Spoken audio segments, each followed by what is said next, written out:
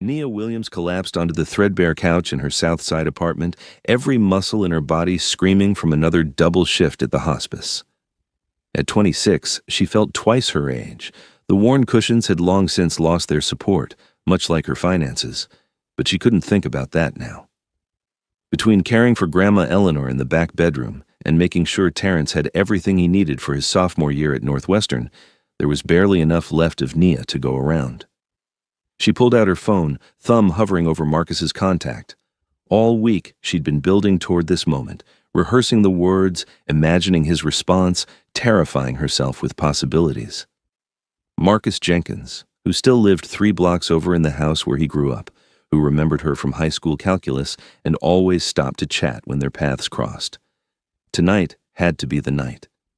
If she didn't do it now, she never would. Her fingers trembled as she typed, "I love you. I've loved you for so long, and I can't keep it inside anymore." She hit send before she could overthink it. Exhaustion pulled at her eyelids. She let them close just for a moment. When her phone buzzed, her heart lurched, but the response made her blood run cold. "I think you have the wrong number." Nia's eyes flew open. She checked the number. Her stomach dropped. 1 digit off. 1 digit.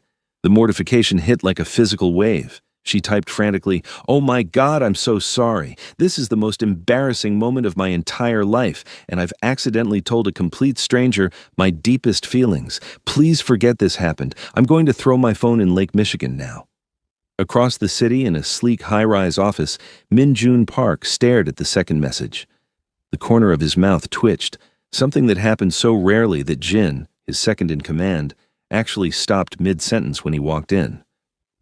"Boss, are you smiling?" Min-Jun's expression smoothed back to its usual careful neutrality. At 32, he'd perfected the art of showing nothing.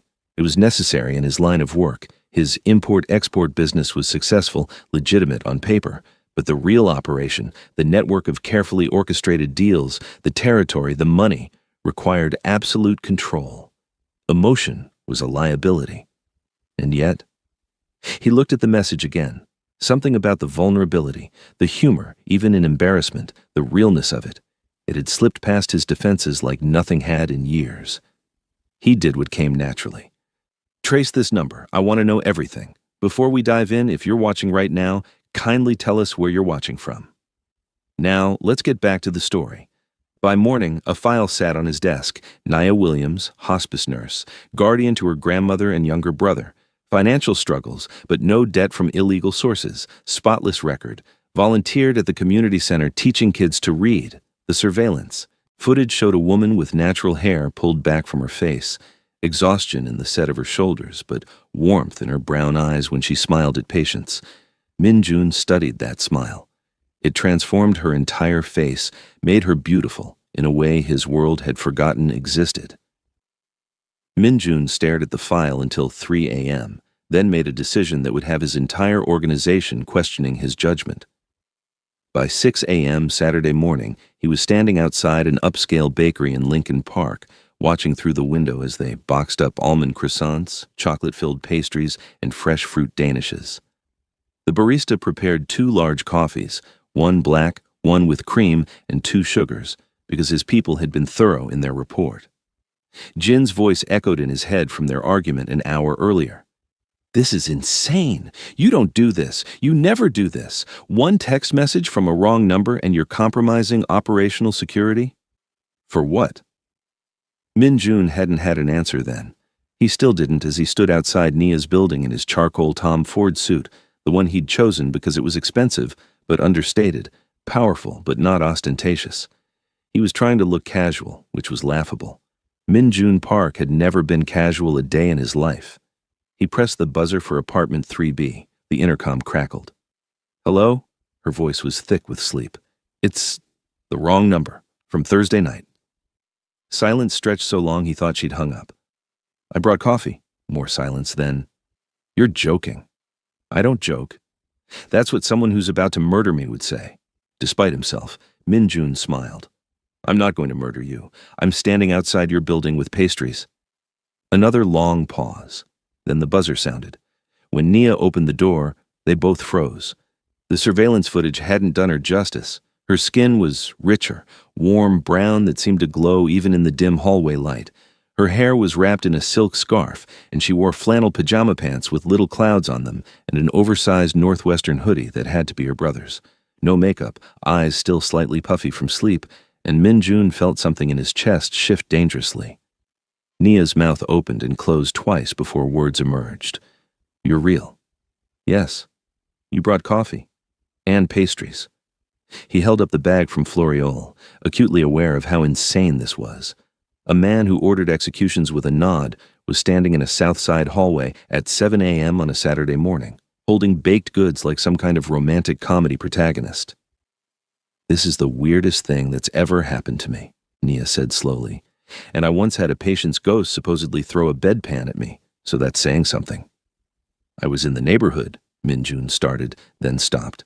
The lie tasted wrong. "No, that's not true. I wanted to meet you." Her eyes widened.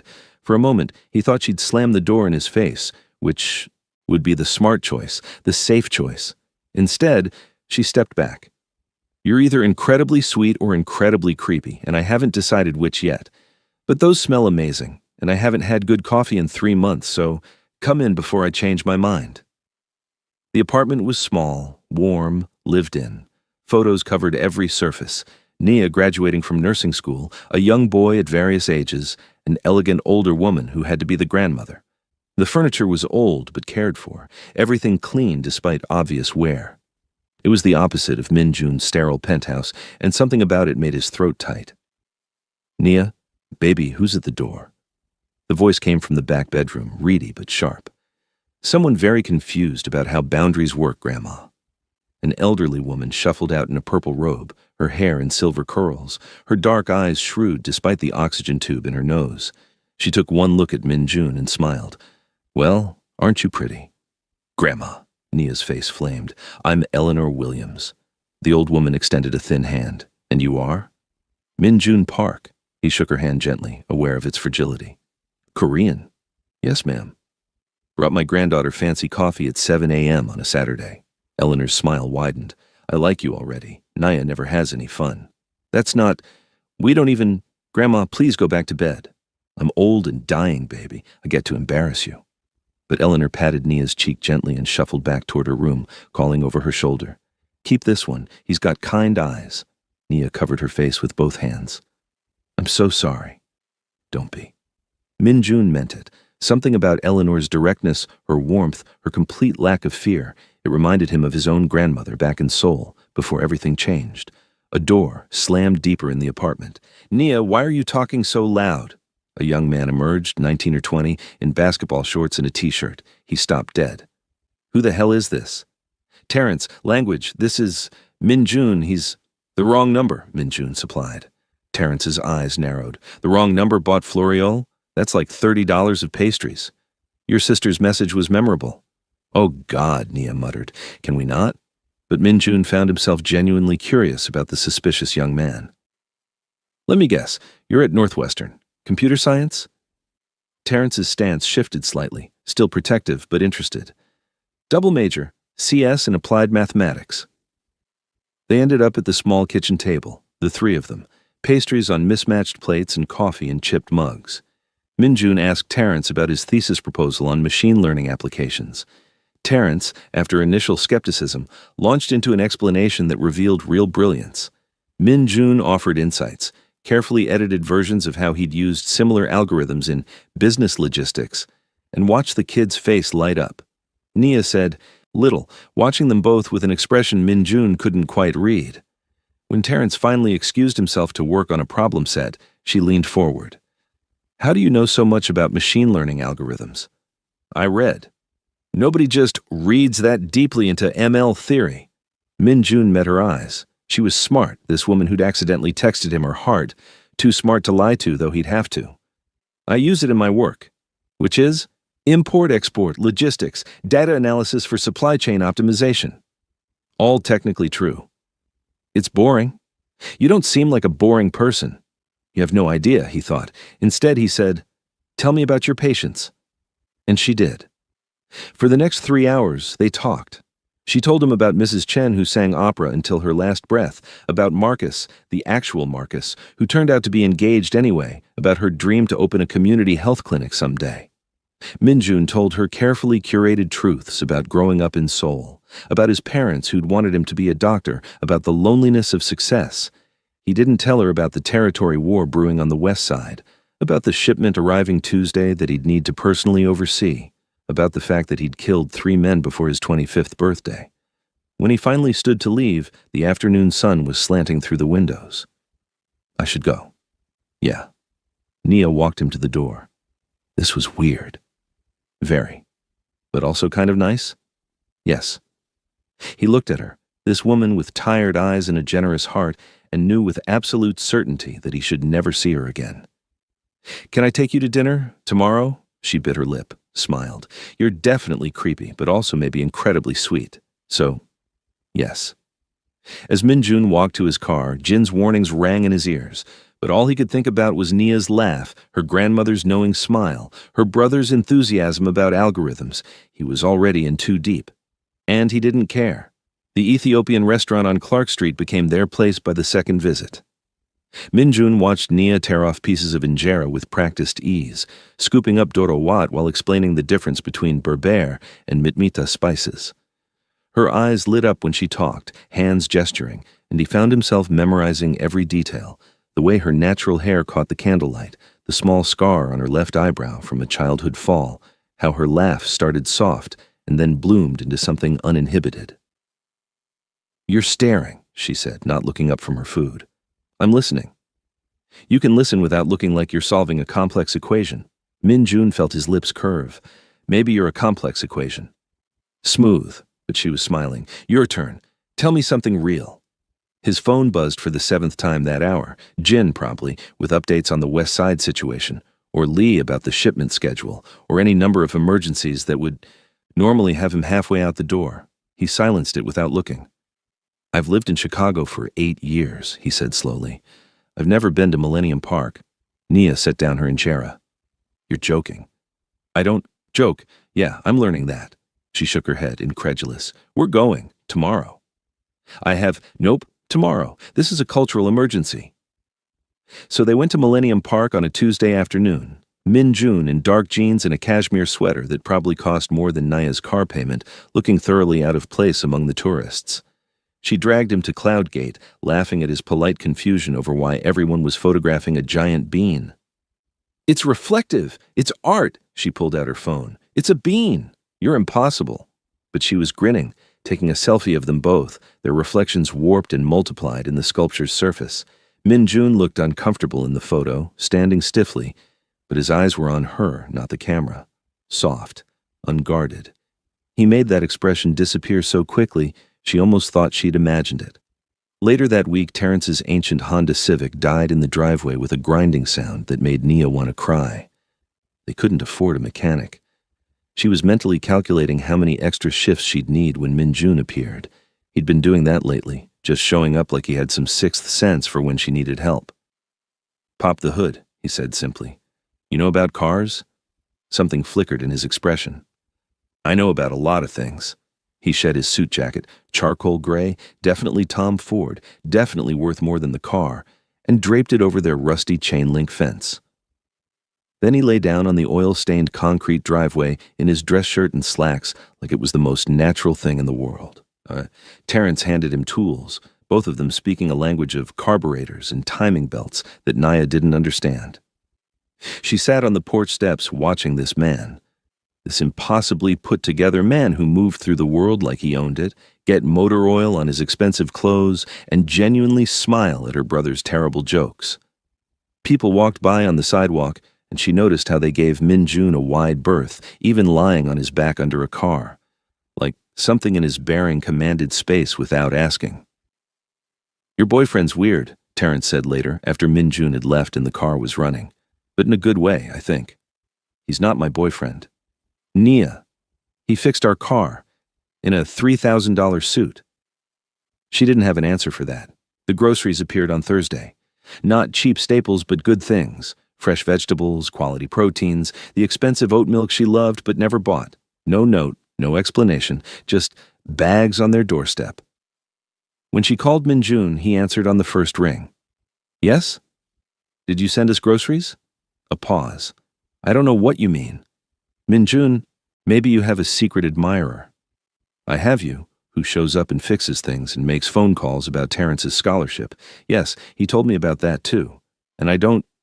She stopped, struggling for words. I don't know how to feel about this. Another pause, longer.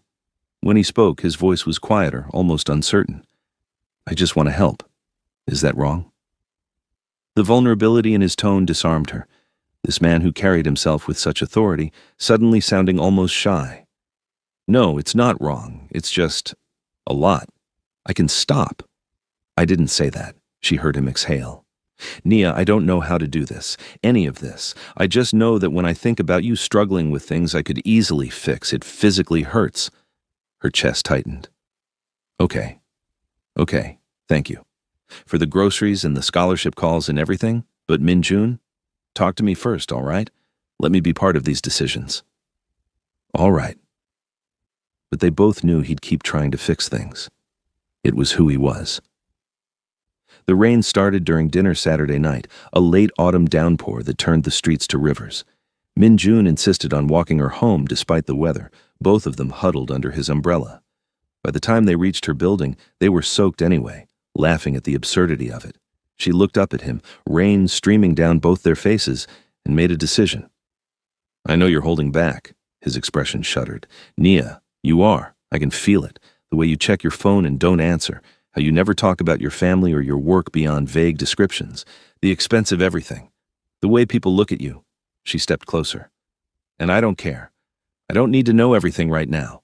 But I need you to stop treating this, us, like it's temporary, like you're going to disappear. You don't understand what you're asking. Then help me understand, but don't shut me out. I don't want you to hold back anymore. Something in Min-jun's careful control cracked. He lowered the umbrella, letting it clatter to the ground, and cupped her face with both hands. His palms were warm against her rain-chilled skin, his touch achingly gentle. If I stop holding back, he said softly, I won't be able to let you go. Good. He kissed her like a man drowning, like she was air and he'd been underwater too long, desperate and tender and fierce all at once. His hand slid to the back of her neck, fingers threading through her wet hair while the other stayed on her face, thumb stroking her cheekbone like she was something precious, something he was terrified of breaking. Nia felt herself falling, had been falling since he showed up with coffee 2 weeks ago, maybe since the moment he responded to her wrong number text with unexpected kindness. She gripped his soaked shirt, kissed him back with everything she had, rain pouring down around them like the world was washing away everything but this moment. When they, finally broke apart, both breathing hard, Min-jun pressed his forehead to hers. You're going to ruin me, he whispered. Good, she said again. She was already ruined too. Impossibly, irrevocably, in love with a man she barely knew, who remembered her coffee order and fixed her car and kissed her like she was his salvation, who looked at her like she was the only real thing in his world. Whatever secrets he was keeping, whatever darkness lived behind those careful eyes, Nia was already too far gone to care. Terrence couldn't sleep. It was 2 a.m. on a Thursday, and something had been nagging at him for days, the way Min-jun's business associates looked more like enforcers, how that scholarship money had appeared too quickly, too conveniently. The expensive suits and the careful words and the way grown men stepped aside when Min-jun walked past. He opened his laptop. The first search, Min-jun Park, Chicago, brought up nothing unusual. Business registrations, a few professional photos. But Terrence was a computer science major who'd grown up on the South Side. He knew how to dig deeper. He added terms. Investigation. Allegations. Korean organized crime. The results loaded, and his stomach dropped. Chicago Tribune 2019. Alleged crime boss walks free after witness recants. Sun-Times 2021. Federal investigation into Korean syndicate yields no charges. FBI reports. Leaked. Park Min-jun, suspected head of Midwest operations. Photo after photo. Min-jun leaving courtrooms in expensive suits, his face a mask of indifference. Min-jun at the scene of a warehouse fire that killed 2 men, consulting as a business owner. Min-jun's name connected to money laundering, extortion, trafficking. Always alleged, Always suspected, never proven. But the pattern was unmistakable. Terrence printed everything, article after article, his hands shaking. This was the man his sister was falling in love with, the man who'd fixed their car and talked algorithms with genuine interest, and looked at Nia like she was something sacred. This was also a man who probably, had people killed. By the time the sun rose, Terrence had filled a folder. He waited until he heard Nia moving in her room, getting ready for her shift. His grandmother was still sleeping. This conversation needed to happen before Min-jun showed up again with coffee and that slight smile that had won them all over. Nia. His voice came out harder than intended. Kitchen, now. She emerged in her scrubs, hair pulled back, confused. What's wrong? Is it Grandma? Sit down. Something in his tone made her obey. Terrence spread the printouts across their scarred kitchen table like evidence in a trial. Because that's what this was. Have you Googled him? Even once? Nia stared at the papers. Her face went pale as she started reading. These are allegations. Nothing was proven. Read all of it. Every article, every police report. He watched her. Read. Watched the color drain from her face, then flood back in angry red patches. Watched her hands start to shake as she picked up article after article. FBI investigations, suspected syndicate operations, money laundering, words like dangerous and ruthless and criminal enterprise. The warehouse fire, Terrence said quietly. 2 men died. Min-jun was questioned for 8 hours and released. The witnesses all suddenly had memory problems. This doesn't mean... Nia, look at the pattern. Look at all of it. He pointed to a photo of Min-jun leaving a federal courthouse, flanked by lawyers who cost more than most people's houses. This is who you're dating. This is who's been in our home, around Grandma, around us. She was crying now, silent tears tracking down her face. The man I know wouldn't... How well do you know him, really? Terrence softened slightly. I like him too. That's what's so messed up. He seems genuine. But Nia, what if that's just what he does? What if being charming is part of being a crime boss? Don't. Her voice cracked. Don't do that. But she was looking at the papers again, at the evidence of a life Min-jun had never shared, at the truth hiding behind expensive suits and gentle kisses and poetry recited in Korean. That evening, Nia's hands shook as she typed the text. We need to talk. Tonight. The response came immediately. I'll be there in 20 minutes. She waited in the hallway outside her apartment, unable to let him inside, unable to have this conversation where her grandmother might hear, where the walls held memories of his laughter, his presence, the life she'd been foolish enough to imagine they could build. Min-jun appeared exactly 20 minutes later, emerging from the stairwell. He took one look at her face and stopped walking. Something in his expression shifted, a door closing, a mask sliding into place, but underneath, she saw understanding. Resignation. He knew. You found out, not a question. Are you involved in organized crime? Her voice was steadier than she felt. Min-jun was silent for a long moment. She watched him calculate, saw the moment he decided something. When he spoke, his voice was quiet, but clear. Yes. The word hit like a physical blow, even though she'd known. Hearing him say it made it real. Are you the boss? Yes. Have you? She couldn't finish. Couldn't ask about the blood on his hands, the violence, the things he'd done to build whatever empire the articles described. Yes? He answered anyway. Though I've worked to minimize casualties, to protect people where I can, to be...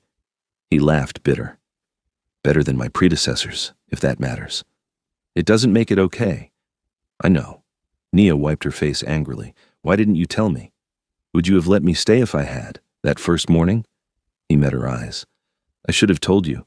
After the first date, the second, any of them. I was selfish. I wanted... His voice roughened with emotion he was clearly fighting to contain.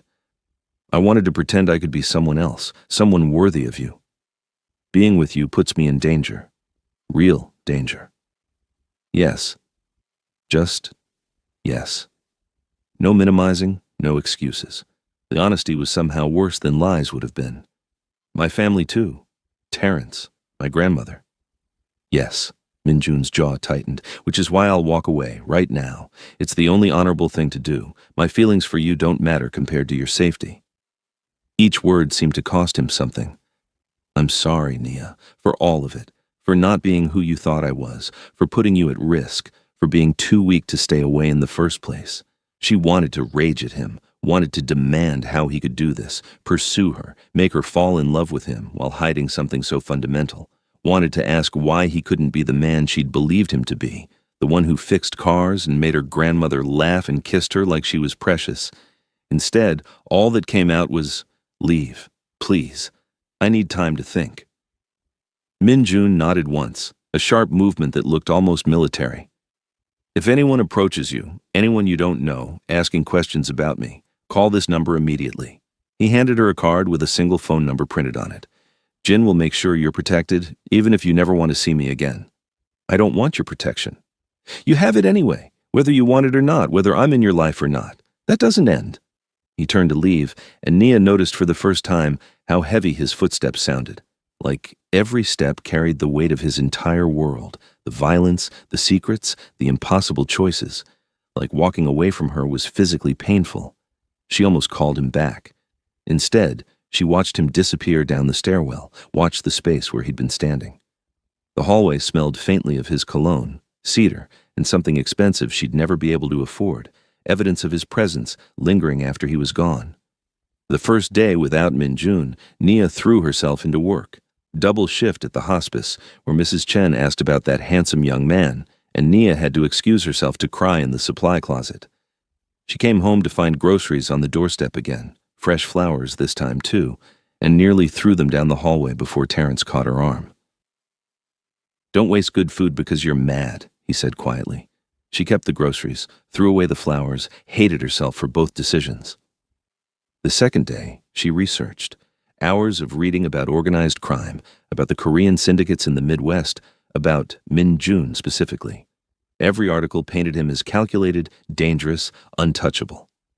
Sources close to the investigation described a man who'd consolidated power through intelligence and strategic violence, who eliminated threats efficiently, who ran his operation like a Fortune 500 company, legitimate, businesses fronting illegal ones, money laundered through dozens of shell corporations, connections reaching from Chicago to Seoul. This was supposed to make her feel better, make her choice easier.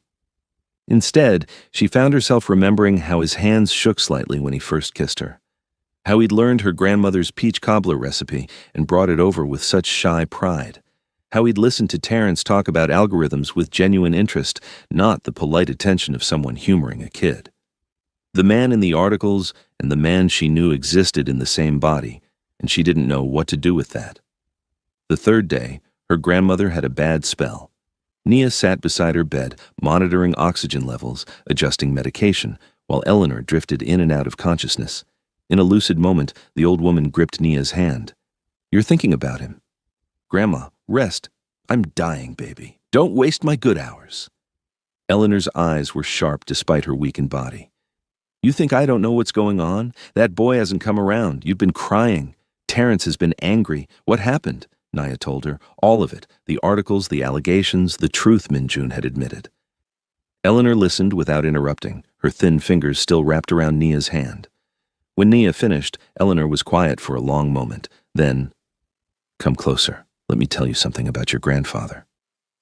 "Grandma, I know Grandpa wasn't perfect, but..." "Hush. Your grandfather ran numbers for the Southside bosses in the 60s. Did you know that?" Eleanor's voice was matter of fact. "He took bets, collected debts, did what he had to do to survive when black men couldn't get real jobs in the city. He wasn't violent, but he wasn't innocent either. And I loved him anyway. 43 years I loved that man." Nia stared. "I didn't know. Because we don't talk about it. Because life isn't as simple as good and bad, legal and illegal. Your grandfather made choices, hard ones, to survive and protect us. He got out eventually, went legitimate. But those years happened." Eleanor squeezed her hand. "Love isn't about finding someone perfect, baby. It's about whether someone makes you want to be brave enough to see them fully and choose them anyway. But Min-jun is dangerous. He could what? Hurt you." Eleanor's laugh turned into a cough. When she recovered, her eyes were fierce. "Baby, I've watched that man with you. He looks at you like you're the sun after a lifetime of darkness. That man would burn his whole world down before he let harm come to you. The question isn't whether he's dangerous. The question is whether you're brave enough to love someone complicated." The fourth day, Terrence surprised her. They were eating leftover Chinese food, more mystery deliveries, when he said, "I've been looking into what Min Jun's organization actually does." Terrence, just listen. Yeah, there's illegal stuff. Money laundering, probably extortion, things I don't want to think about. But Nini, have you noticed what's been happening in the neighborhood? He pulled out his laptop, showing her data. Gang violence is down 30% in the past year. The community center got a huge anonymous donation. 5 kids from our block got random scholarships. That bodega that kept getting robbed hasn't had a single incident in 8 months. So he's a benevolent crime lord? That's your argument? No, I'm saying he's complicated. I'm saying maybe he's trying to be better, maybe because of you. Terrence met her eyes. Look, I don't like this at all, but I've been watching and he's good to you, Nini, really good. And I think you're good for him too. You make him want to be someone better than he is. That's not my job, to fix him. No, but maybe it's not about fixing. Maybe it's about choosing. Terrence shrugged, uncomfortable with the philosophical turn. I'm just saying, if you love him, and you do, I can see it, maybe that's enough. Maybe love is choosing people even when they're complicated. The 5th day, Nia sat on her worn couch, the same one where this had all started with a wrong number and an accidental confession, and stared at her phone. She thought about the articles and the allegations, about her grandmother's stories and Terrence's reluctant acceptance, about Min Jun's face when he'd admitted the truth, the way his voice had broken when he'd said he'd walk away. She thought about how he'd held her in the rain, desperate and tender, how he'd quoted poetry in Korean and then translated it shyly, like offering her a piece of himself, how he'd worked on their car in his expensive suit, genuinely happy to help, how he'd learned to make peach cobbler, bringing it over with such pride when he got it right. She thought about what her grandmother had said. Life isn't as simple as good and bad. At 8 p.m. on the 5th night, Nia picked up her phone. Her hands were steady when she typed, "Come over, we need to talk." The response came in seconds. 20 minutes. He must have driven like a demon, because it was 18 minutes when her buzzer rang. Nia let him up, opened her door, and waited. Min Jun looked like hell. His suit was rumpled, dark circles under his eyes, hair slightly disheveled. He looked like a man who hadn't slept, hadn't eaten, had spent 5 days in purgatory. When he saw her, something in his expression cracked open. Hope and fear and desperate longing all at once. "Come in," she said. They sat on her couch, the space between them feeling like miles. Nia looked at this man, this complicated, dangerous, tender man, and made her choice. "I'm not naive," she began, her voice steady. "I know what you are and what you do. I've read the articles, Min Jun. I've seen the allegations. I know being with you means accepting things that scare me, things that maybe should make me run." His face was carefully blank, but she saw his hands clench. "But I also know what I feel when I'm with you. I know that you're trying to be better. I know my grandmother sees something good in you. I know Terrence thinks you're worth the risk. And I know that love, real love, isn't about perfection." She took his hand, feeling him tremble. "It's about seeing someone fully and choosing them anyway. So I'm choosing you, Min Jun Park. If you'll have me, if you'll let me see all of you, even the dark parts, if you'll be honest with me, even when it's hard." For a moment, Min Jun didn't move. Then, this man, who commanded respect through fear, who'd built an empire through calculated violence, who hadn't cried since childhood, felt tears slip down his face. He pulled her into his arms, holding her so tight she could barely breathe, and whispered in Korean first, then English, "I'll spend the rest of my life being worthy of that choice. I swear it. 나는 당신을 사랑합니다. I love you. I'll be better. For you, I'll be better." Nia held him while he shook, this powerful man crumbling in her arms, and she knew, with absolute certainty, that this wouldn't be easy, that there would be hard days and impossible choices and moments when she'd question everything. But she also knew she'd choose him again. Every time. Despite everything. "I love you too," she whispered, "even though you're complicated." "Especially because I'm complicated," he corrected, his voice rough with emotion, and she felt him smile against her hair.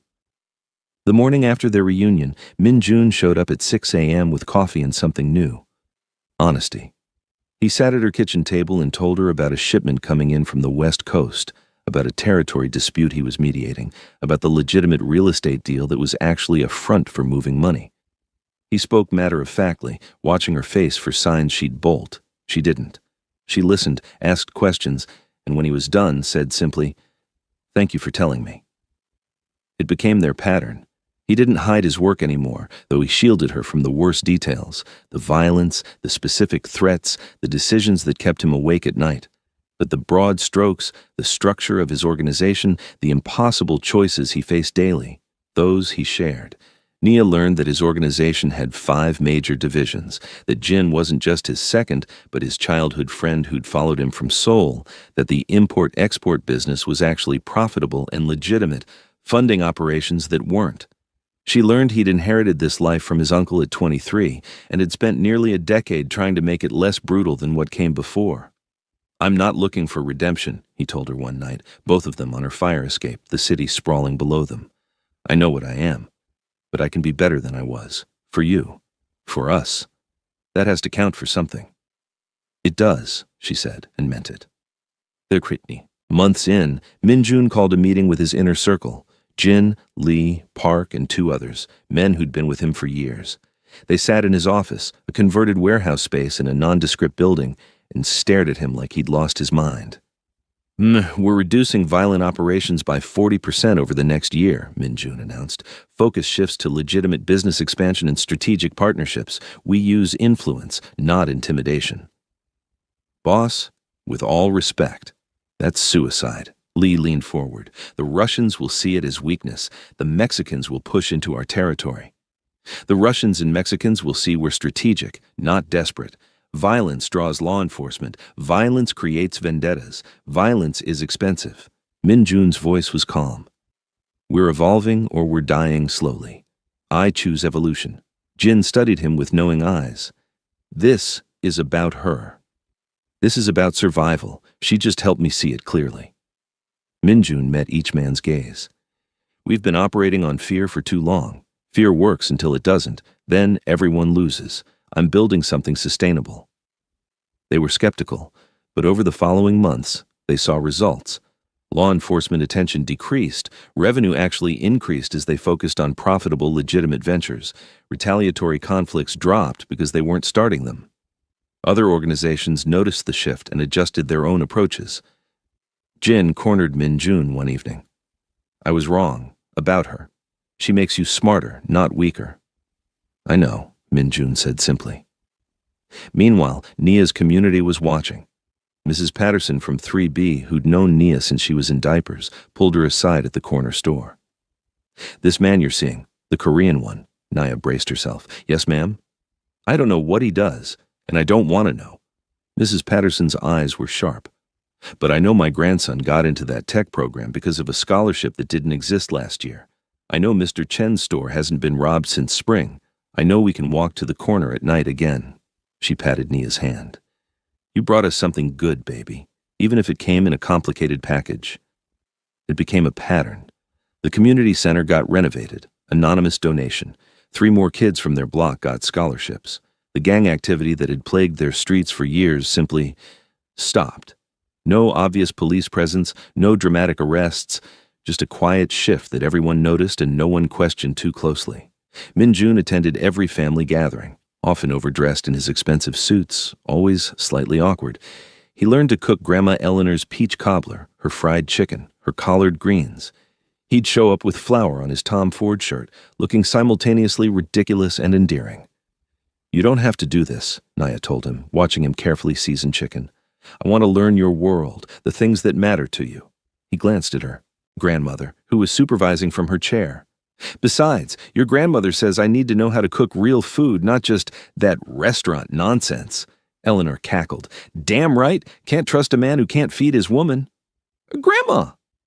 But Minjun was smiling, that rare, full smile that transformed his face. 4 months in, Minjun asked Nia to attend a negotiation dinner, a dispute between his organization and a Vietnamese group over territory boundaries. She tried to refuse. "I don't belong in that world." "You belong where I am," he said simply, "and I think you can help. You understand people in ways my men don't. You see things we miss." The dinner was tense. 8 men around a table, speaking in careful euphemisms about business interests and operational boundaries. Naya felt utterly out of place in her simple dress among these men in expensive suits, discussing territory like corporate executives discussing market share. Then she noticed the Vietnamese leader's second, younger, angry, radiating hostility. She leaned toward Min Jun and whispered, "The young one feels disrespected. His boss keeps dismissing him. That's why he's pushing for conflict." Min Jun's eyes flickered. He addressed the young man directly in Vietnamese. Nia hadn't known he spoke it, and included him in the conversation, asked his opinion, treated him with respect. The tension shifted. The young man relaxed. The negotiation suddenly became possible. They reached an agreement that night. No bloodshed, no turf war, just practical boundaries both sides could accept. Jin pulled Nia aside as they left. "That was unexpected. You're good at this." "I'm good at seeing people," she corrected. "It's what nurses do." "Still, thank you." He paused. "He's different with you. Better. We've all noticed." After that, she became an occasional presence at negotiations, never for anything violent, but for moments requiring diplomacy, emotional intelligence, seeing past posturing to real concerns. Min Jun was careful about how much he exposed her to, but her insights proved valuable. Their relationship deepened in quieter ways, too. Min Jun learned to be vulnerable, to share his fears about following his uncle's path, about whether he could ever truly be good enough for her. Nia learned to be strong in ways she'd never imagined, to hold space for moral complexity without judgment. They laughed more than either expected. Min Jun had a dry, sharp sense of humor that emerged when he felt safe. He'd make devastating observations about his business rivals or tell deadpan stories about organizational mishaps that had Naya crying with laughter. They built rituals. Saturday morning coffee on her fire escape, watching the city wake up. Wednesday dinners with her grandmother, where Min Jun would present his latest cooking attempt. Late-night drives when Min Jun couldn't sleep and needed to feel normal. Nia in the passenger seat of his expensive car, talking about everything and nothing. 7 months in, Eleanor's health declined sharply. Nia took leave from work to care for her full-time. Min Jun was there for every hospital visit, every difficult conversation with doctors, every moment Nia needed to cry. He sat with Eleanor when Nia needed to sleep, reading to her from books she loved, holding her frail hand. "You're a good man," Eleanor told him one afternoon, her voice weak. "Complicated, but good. You take care of my girl." "With my life," Min Jun promised. "I know. I see it in how you look at her." Eleanor squeezed his hand. "Don't let the darkness win, Min Jun. You've got light now. Hold on to it." On an autumn morning when the leaves were turning gold, Eleanor passed peacefully. Nia held one hand, Min Jun the other. Terence stood at the foot of the bed crying silently. In that moment, Nia realized Min Jun wasn't just her boyfriend or her partner. He was family. The person she turned to in her darkest moment, who held her steady when grief threatened to drown her. At the funeral, Min Jun stood beside her in a simple black suit, his hand a constant presence on her back. Her community surrounded them. Mrs. Patterson, the neighbors, her co-workers, people whose lives Eleanor had touched, and they accepted him, this complicated man who'd loved their Eleanor, who loved her granddaughter with obvious devotion. "She was right about you," Naya whispered during the service. "You're good. Complicated, but good." Min Jun pulled her closer, pressed a kiss to her temple, said nothing because some truths didn't need words. They'd built something together. A bridge between worlds that shouldn't connect but somehow did. It wasn't perfect. It would never be simple. But it was theirs. And it was real. And it was enough. 3 months after Eleanor's death, Min Jun became impossible to work with. Jin watched his boss obsess over engagement rings with a mixture of amusement and concern. "The emerald cut or the cushion cut?" Min Jun asked for the 3rd time that week, spreading jeweler catalogs across his desk. "Boss, they're both expensive rocks. She'll love either one." "This isn't about expensive." Min Jun's jaw tightened. "This is about getting it right." He'd planned everything meticulously, the way he approached all operations. Rooftop restaurant overlooking the city, string quartet, 24 roses, a photographer hidden to capture the moment. He'd reserved the entire venue, coordinated with Jin on security, even arranged for Terrence to be coincidentally nearby to celebrate after. It was elaborate, grand, expensive. It felt completely wrong. The evening before the planned proposal, Min-jun drove to the cemetery alone. He'd been coming weekly since Eleanor passed, bringing fresh flowers, peonies, her favorites, and talking to her like she could hear him. Maybe she could. He wanted to believe that. He knelt beside her headstone, placing the flowers carefully. "I'm proposing tomorrow. Have this whole plan, but I'm not sure it's right." He laughed softly. "I've negotiated million-dollar deals without breaking a sweat, and I can't figure out how to ask your granddaughter to marry me." The wind rustled through the trees, carrying autumn leaves across the grass. Min-jun closed his eyes, remembering one of his last conversations with Eleanor. She'd gripped his hand with surprising strength, her voice weak but clear. "That girl doesn't need your money or your grand gestures, baby. She needs your heart, honest and bare. Give her that, and you give her everything." Min-jun opened his eyes, staring at Eleanor's name carved in stone. "Tell me how to do right by her," he whispered. The wind gusted again, and somehow, he knew. He pulled out his phone and canceled everything. The restaurant, the quartet, the photographer. Jin called immediately. "Boss, what's going on?" "Change of plans. I'm doing this differently." "How differently?" "Honestly." The next evening, Min-jun showed up at the apartment with takeout from Addis Ababa, their favorite Ethiopian restaurant. When Nia opened the door, she looked surprised. "I thought you had that business dinner." "Canceled. Wanted to spend the evening with you." He held up the bags. "And Terrence, if he's here?" "How did you know? I pay attention." He smiled slightly. "Is that okay?" Terrence emerged from the back room, suspicious as always, but warming quickly when he saw the food. They sat around the table, the same one where Terrence had spread those damning articles months ago, and ate like a family. Terrence told stories about campus life, about his roommate who couldn't code to save his life, about the professor who'd taken him under her wing. Min-jun listened with genuine interest, asked questions, laughed at the right moments. It was so normal, so perfect, that Min-jun almost lost his nerve.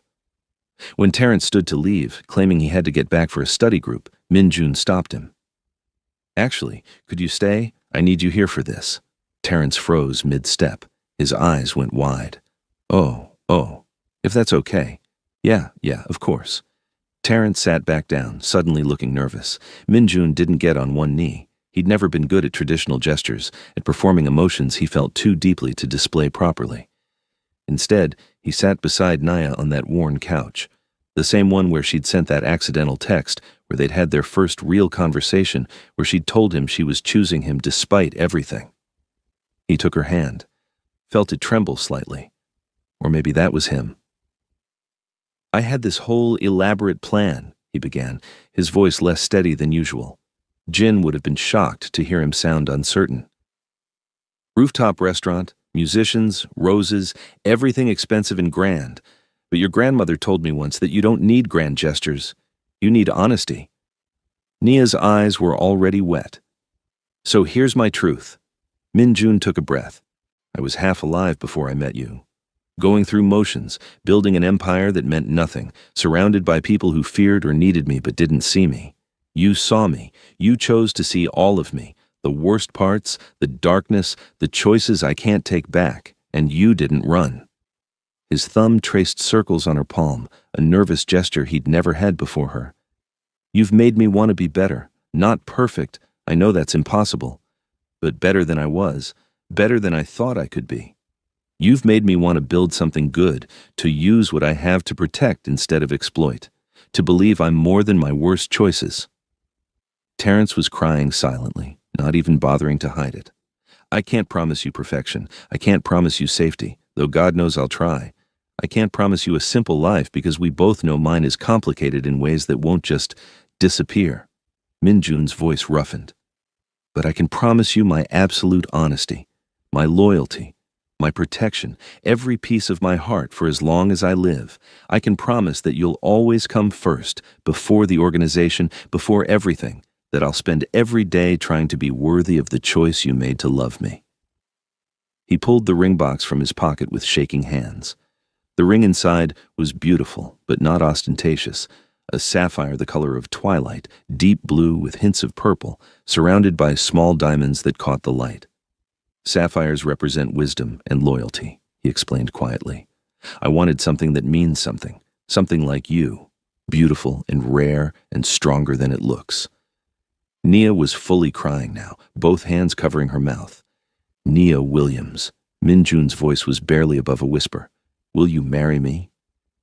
For a moment she couldn't speak. She looked at Terence, who was nodding and smiling through his own tears, looked at this man who'd changed everything, who'd become family, who looked at her like she was his salvation. Yes, she whispered, then louder. Yes, yes, I'll marry you. She launched herself into his arms before he could even take the ring from the box. Minjun caught her, held her tight, his face buried in her neck, breathing her in like he needed her to survive. His shoulders shook, and she realized he was crying too. This man who never cried, who controlled every emotion, was falling apart in her arms. I love you, he whispered against her skin, switching between English and Korean. Saranghaeo, I love you so much it terrifies me. Good, she said through her tears. Be terrified with me. When they finally pulled apart enough for him to slide the ring on her finger, it fit perfectly. Of course it did. Minjun never did anything without thorough research. Terence cleared his throat. So I guess I'm getting a brother who can probably have me killed? Minjun laughed, actually laughed, full and genuine, and so unlike his usual controlled demeanor that even he looked surprised. I prefer to think of it as you getting a brother who will make sure nothing bad ever happens to you. They shook hands formally, then Terence pulled him into an awkward hug. You hurt her, and I don't care how scary you are, I know, you'll make me regret it. Minjun hugged him back. I won't give you reason to. Later, they stood on the rooftop of their new apartment, larger than Nia's old place but still in the neighborhood, because she'd refused to leave her community. The Chicago skyline glowed behind them, orange and gold in the sunset. Minjun's arms were around her from behind, his chin resting on top of her head, their hands intertwined so her ring caught the dying light. Do you ever think about that text message? Nia asked softly. How everything changed because I typed one wrong number. Minjun kissed the top of her head, breathing in the scent of her hair. I think about it every day. Best wrong number I ever received. Do you think we would have found each other anyway, if I hadn't sent it? He considered this seriously. He never gave her easy answers, never dismissed her questions. No, he said honestly. I think we would have passed each other like ships in the night, living parallel lives that never touched. You would have stayed in your world, I would have stayed in mine. That accident was fate giving us a chance we would have been too scared to take otherwise. She turned in his arms, looking up at him. The sunset painted them both in gold, made the moment feel suspended, eternal. I love you, she said, the same words that had started everything, sent to a wrong number on an exhausted Thursday night. I love you, he responded, his voice carrying the weight of everything they'd been through, everything they'd chosen. Accidentally, inevitably, completely. Two people from impossible worlds who found each other through a mistaken text message, who chose to see each other fully, the light and the darkness, and build something beautiful anyway. Their love story was both an accident and a decision, the best kind of romance. Not perfect, but real. Not simple, but worth every complication. Not safe, but home. And sometimes, that's everything.